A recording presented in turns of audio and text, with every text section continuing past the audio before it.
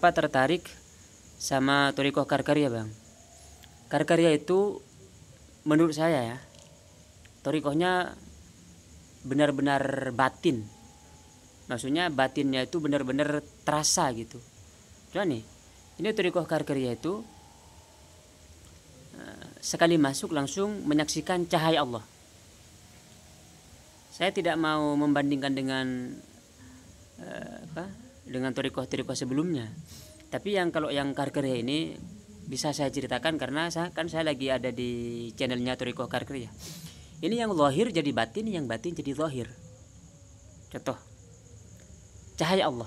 Ini semua murid Thariqah Karkaria itu pasti menyaksikan. Padahal itu batin tuh. Tapi di Thariqah Karkaria jadi zahir, kita jadi melihat begitu. Dulu yang zahir jadi batin, yang seharusnya yang seharusnya terlihat malah disembunyikan. Contohnya apa ya? Contohnya ini nih, yang zahir disembunyikan. Saya kalau pakai begini di keramaian orang, walaupun saya ngomong aneh-aneh, itu saya tersembunyi itu.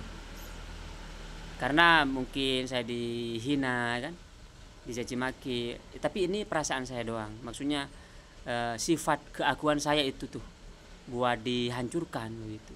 Saya menariknya itu yang batin jadi zahir, yang zahir jadi batin gitu. Jadi yang itu yang menarik. Yang pertama, karena saya menyaksikan cahaya Allah itu seharusnya batin jadi zahir di Thariqah Karkaria. Yang kedua, Thariqah Karkaria ini saya itu langsung diundang ke Maroko kemarin. Saya 3 bulan di Maroko. Itu benar-benar seakan-akan saya itu di tarbiyah ya. Tarbiyah artinya maksudnya saya itu karena ini kan yang batin itu dizahirkan. Jadi di Maroko itu saya dinaikkan dari langit 1, 2, 3, 4, 5, 6 sampai kursi sampai arash. Jadi saya seakan-akan diperhatikan gitu. Makanya saya gak mau bandingkan dengan sebelumnya itu karena kalau thariqah sebelumnya saya gak sebut mursyidnya ya biar takut gimana gitu. Saya dikasih wirid nih kasih wiridnya. Udah ditinggal karena saya memang jauh ya. Saya di Madura, mereka kan ada yang di Jakarta, ada yang di Pamulang, ada yang di Mesir. Jadi gak ada seakan-akan doang ya. Saya gak mau ngedown yang lain.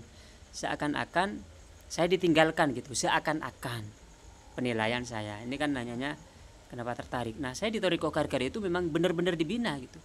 Saya sampai di bawah langit pertama, kedua, sampai ke arash yang kedua. Yang ketiga, sebenarnya yang ketiga ini yang sangat penting. Saya itu pengen doa kepada Allah, ya Allah saya pertemukan dengan Syekh Abu Yazid Al-Bustami. Syekh Abu Yazid Al-Bustami ini pernah ada muridnya ahli fikih itu dikasih ujian. Nih ujian, kamu cukur compang-camping, bajunya robek-robek, itu ahli fikih, ulama besar, pakai imamah gede. Terus kamu beri papan di dada, tulis siapa yang nampar saya kasih permen. Kamu bawa permen. Lalu habis itu kamu keliling ke pasar. Saya bilang begini, ya Allah, kalau saya ketemu Syekh Abu Yazid Bustami, saya kerjakan itu nasihatnya.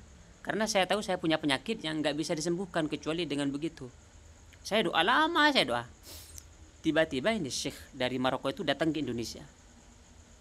Ada ceritanya sih, cuman ceritanya ini agak memaksa ya. Nah saya bilang begini, tuh Allah datangkan tuh Syekh Abu Yazid Al-Bustami. Saya disuruh begini, setiap hari saya pengen gak pakai ini, tapi saya ingat ini doa saya ini. Nah, mumpung doa saya terkabul kan, sayang dong kalau saya berdoa lalu dikabulkan oleh Allah. Jadi kalau saya lepas baju ini, waduh, gimana nanti kalau dibandingkan dengan orang ya.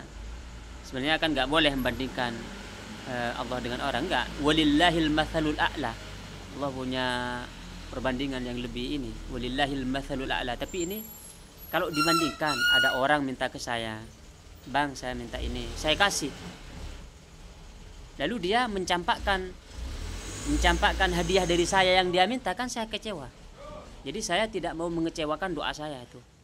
Yang ketiga, sebenarnya banyak alasannya ya. Demikian Bang Farnas. Kita lanjut ke pertanyaan setelahnya nih. Cek kita. Ya tuh. Banyak banget.